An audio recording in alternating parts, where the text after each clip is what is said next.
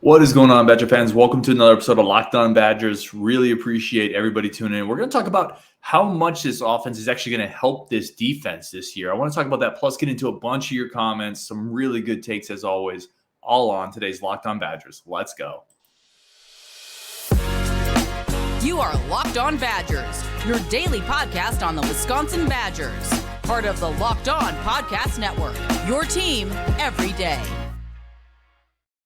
What is going on, Badger fans? Welcome to another episode of Locked On Badgers, your team every single day, listening every single day. I really do appreciate everybody that's been tuning into this. Thank you so much. We're going to get right into it as always. But first, a very quick housekeeping note. We have details a little bit on our launch live party.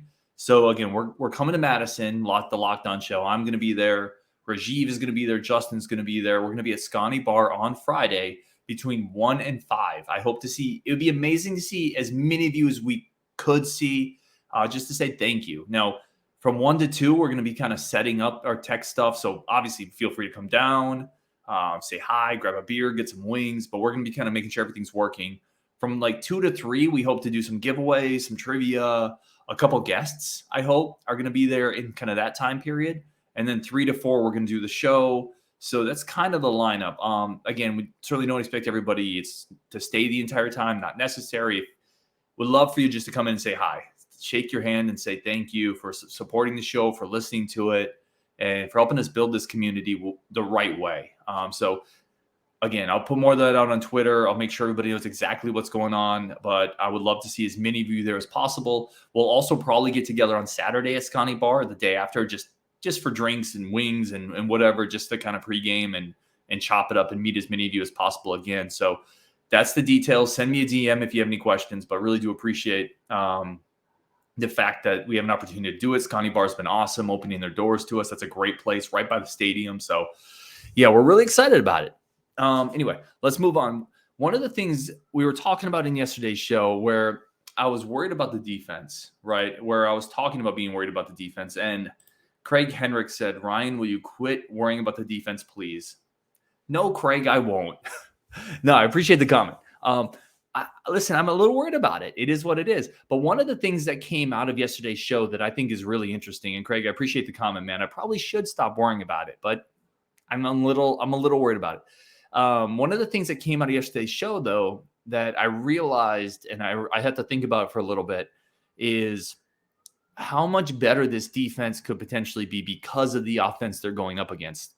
And let me take this in two directions, right? The first one is, if our offense was the same old, let's say it was Graham Mertz coming back, nothing had really changed, and we were getting practice reports that the defense looked really good, it might be the same defensive unit. They're just playing a much better offense in practice, right? So there's an element to that.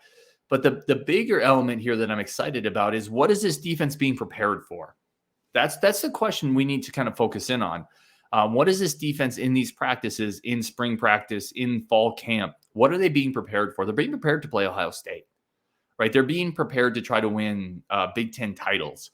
And we know where the road to the Big Ten title goes through. It goes through the Eastern Division powerhouses, Michigan and Ohio State. And to beat those teams, you have to be able to play more in space. You have to be able to play against dual threat quarterbacks. You have to be able to play against deep receiving cores and talented skill players, right? So what this defense is going up against every day in practice now, it's not preparing us to beat the Iowas and the Northwesterns and the Purdues. It's preparing us to beat Ohio State, to compete against Ohio State, to compete against Michigan, to compete. Guess who's coming? Guess who we're playing in 2024?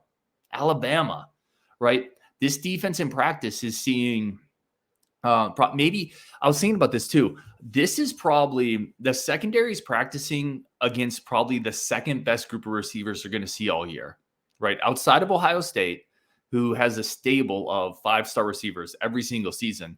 This group of receivers at Wisconsin is probably the best group of receivers these cornerbacks are going to play all year. Think about that. Think about how much better they're going to look when they're playing the skilled talent against Iowa or Northwestern, Purdue. We can just go down the slate, Nebraska, et cetera. Just keep going. Rutgers we play this year, right? Wisconsin is going to match up against those teams so much better because of what they've seen in practice. They're used to covering 8 receivers that are legitimately pretty good with a veteran quarterback slinging it around and Braylon Allen in the backfield and a young offensive line, a veteran offensive line, I should say at this point, filled with high upside recruiting wins. Like that's a Wisconsin offense that they're facing every day. I think it's going to prepare them so much more this year. So even though I have been a little worried about the defense, I still am. I think the best thing for them is some of that iron sharpens iron, playing an offense every day in practice that could be one of the best offenses of the Big Ten. And they haven't had to do that in a long time in practice. Think about how good previous defenses could have been if they had been pushed. I've mentioned this before on a show, but I was at a coaching clinic once, a basketball clinic, and one of the coaches said their best teams were always filled with really good practice players, really good players in practice that could push their stars, their starters, right? And the defense hasn't been pushed in years. They haven't had to have been because the offense just hasn't been very good. And now they're finally being pushed. And I do think they take a step back. But I also think this push that they're getting is going to be the best thing for them. It's going to – the shock factor when you play in Ohio State's not going to be there as much, right? The shock factor when you're playing an upper echelon passing game isn't going to be there when you've seen Tanner Mordecai and these receivers and Phil Longo schemes every day in practice. It's going to give them reps that you just couldn't emulate before. Don't get me wrong. I have no doubt that the previous staff, did a good scout. They had a scout plan, a scout quarterback, but you can't simulate talent. That's the difference, right? When they were playing Ohio State the last couple of years, I'm sure the scout team was running what Ohio State was running 100%.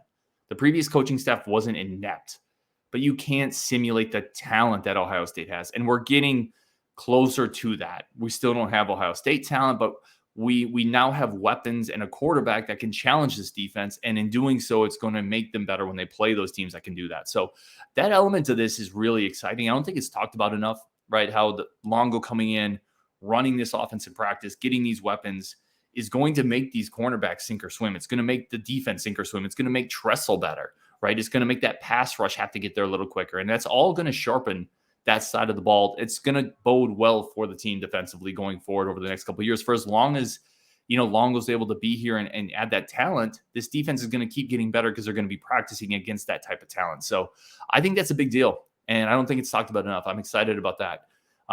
Going back to Craig's question, Ryan, will you quit worrying about the defense, please? I got to see it though. I listen again. I want to just reiterate one point on the defense. I don't think it's going to be a bad defense. I just don't think it's going to be at the level it's been the last couple of years. And I think the big question I have is how far that drop off it could be. And I think it's the question. I think that question could determine the fate of the season. If it's a small drop off with the jump we're going to take offensively, I think we're going to have a really good year. If it's a big drop off, let's say we're not a top 25 defense, then you've just kind of traded one problem for another. So I'm interested to see it. I don't think the defense is going to be terrible, but I think we're in for a drop-off, and I'm curious to see how big that drop-off is. All right, coming up, a bunch of your comments, including some people that agree with me and some people that disagree with me on the defense, plus a couple of people who disagree with me on the defensive line. We're going to talk about that next on Locked On Badgers. But first, today's show is brought to you by our friends, as always, over at FanDuel. Again, it's a great time to sign up. NBA playoffs are about to start. And if you sign up now, you get that no sweat first bet up to $1,000. That's bonus bets back if your first bet doesn't win. You just download the FanDuel Sportsbook app. Safe, secure, super easy to use. Then bet on everything from money line to point scores, three-pointers drained. Combine it all into a bigger payout with a same-game parlay. Increases the excitement of it. Player props, points, rebounds, assists. And you can include the spread, money line. There's so many options that whatever you're looking to bet on in the NBA, it's there.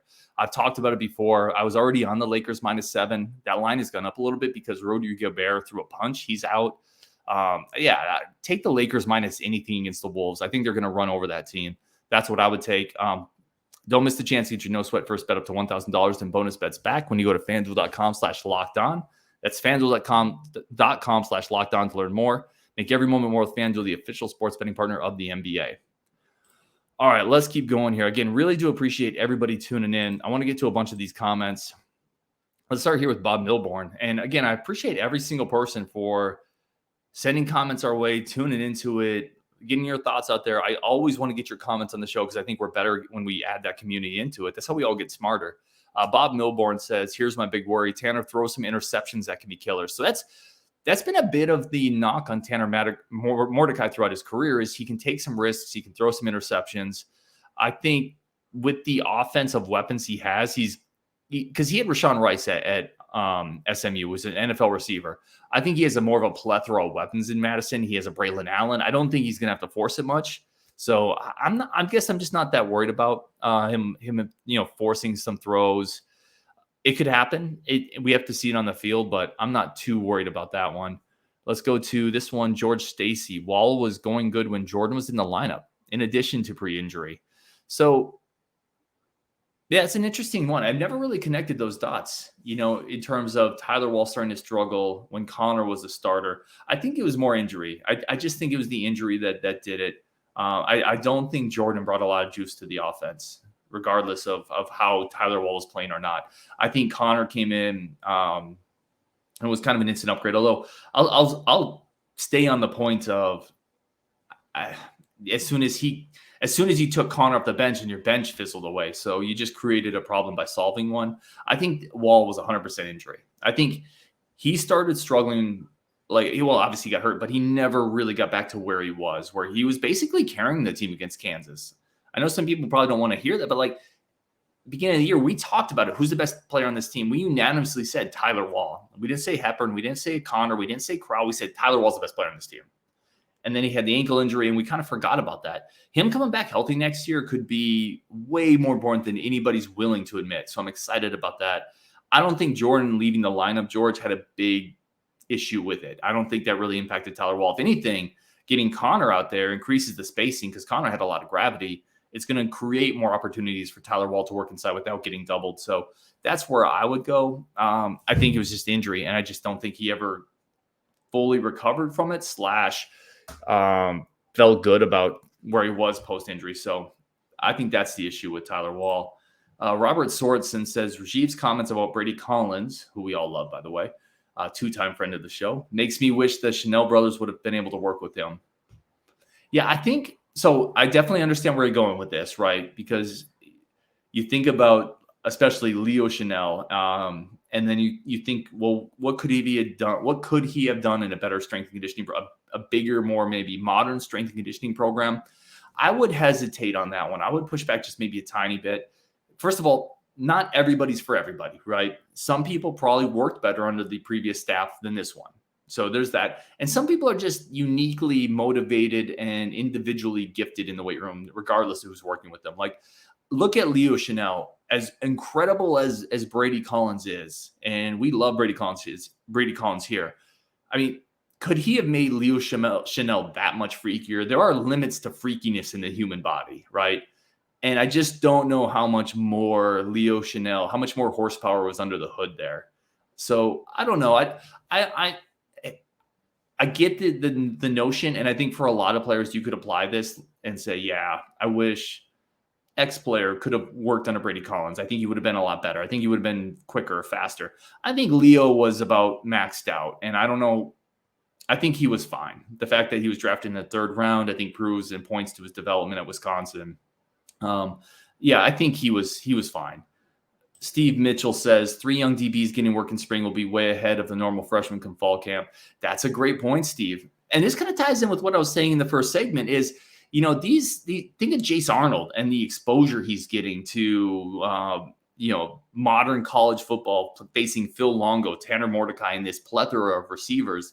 I love Jace Arnold, by the way, but coming in as, an early enrollee and getting this crash course, playing on the 2-deep sum, that's going to be huge for him. Jonas DeCluna as well. Braden Moore as well. These guys are getting a crash course in modern college passing systems, modern college offensive ecosystems, and they're taking graduate courses as an early enrollee. They're going to be, we're super excited about Amari Snowden, right? 6'3", he's got a frame like a werewolf, but these early enrollees are getting reps that are invaluable. And the fact that Longo is putting in this system right now, they're seeing it up close. They're going to have a definite advantage come forward. And that's Big Ten, by the way, because we look at the depth chart in the defensive secondary. That's a place where young players can jump up, right? There's questions at cornerback. There's not so much at safety, but at corner, there is absolute openings there that players can come up and grab. It wouldn't shock me at all if Jace Arnold is a guy who, after Jason Maitre is playing a little bit, if DeCluna maybe can work in there a little bit. So, Steve, I think it's a great point. These early reps are incredibly beneficial. Let's go to Mark. With all the quarterbacks coming in and being developed, is our in-state redshirt freshman quarterback fast enough to play in the defensive backfield to bolster numbers? He's an athlete. That's from Mark. Obviously, talking about Miles Burkett, in-state player. I think the writing's on the wall. At least I don't want to write anybody off. I think the writing's on the wall. And no, to answer your question, he is not fast enough to play defensive back for us. It's a good thought. Like, we saw Tanner McAvoy come in as a quarterback and transition to safety, right? It's not like that's an unheard of proposition, but when you look at the caliber of athletes and the type of athletes that Luke Fickell and Tressel are bringing in on the defensive side, Miles Burkett is not that level of athlete. He's not a Braden Moore, right? Because he's not a Jonas DeCluna. He's not a Jace Arnold. Like, look how fast Jace Arnold is. Jace Arnold is a lightning bolt. Amari Snowden is an athletic freak show. Braden Moore, you think of the other athletes back there, Travion Blaylock and Hunter Wohler. Burkett just he just can't fit into that mix athletically. And when you look at the quarterback standpoint, it appears, well, he's certainly been jumped. Mordecai's the starter. Everybody's been jumped by Mordecai. And it certainly appears that he's been jumped by Locke, which shouldn't surprise a lot of people given Locke's pedigree. And it sounds kind of like he's been jumped. He's not in that third quarterback rotation yet. So I think the writing's on the wall for Burkett. Certainly not something that we should cheer about. Like I don't get excited when somebody gets jumped, but we also have to keep it honest. And it just doesn't seem like there's going to be a path forward at quarterback for Miles Burkett here at Wisconsin. Is certainly the initial impressions that we're all getting. Let's see here. Question from Jan Volk. This is an interesting one to me, and I want to address it. He said, and again, thank you so much for listening to the show all the time, man. You're on a lot of these as well. I sure hope Fickell doesn't feel like he can't ever recruit with Ohio State. What's with all the excitement with our football team if we're always going to be a runner-up to Ohio State? So this stems from a comment I made either 2 shows ago or last show where I talked about the fact that, we're never going to recruit with Ohio State. And I want to be clear what I mean by that. I mean, we're not going to go recruit for recruit down a recruiting class with Ohio State. That's not realistic. That doesn't mean we can't occasionally go head-to-head with them and beat them on somebody we're after. I think that can certainly happen. By the way, that needs to happen occasionally. You have to occasionally go against Ohio State and beat them for a linebacker, an offensive lineman, a running back, et cetera, et cetera. But it's unrealistic to think, in my opinion, that you're ever going to recruit with them, on par with them, at running neck to neck in a race with them. And I think you can still be incredibly excited about the football team without the honest possibility or probability of doing that, right? Because Wisconsin, if you can close, it's all about closing the gap. I mean, I'm yammering a little bit here, but it's all about closing the gap. You don't have to completely catch up. If you can close the gap and get good quarterback play, you can beat Ohio State. You can beat them if you do that. The issue is lately Wisconsin hasn't been able to close the gap. The talent gap at cornerback and receiver has been so vast that we couldn't overcome it.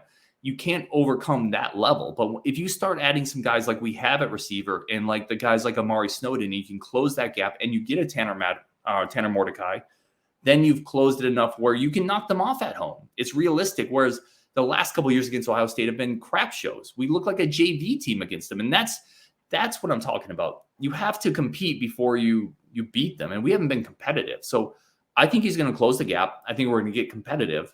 And listen, Ohio State's still going to beat us most of the time because they beat most teams most of the time, right? And you're not going to recruit with them because there's 50 Division I players in Ohio every year. And there might be 10 in Wisconsin. That's a disadvantage for Wisconsin. It just is. So I don't think we're ever going to recruit at that level.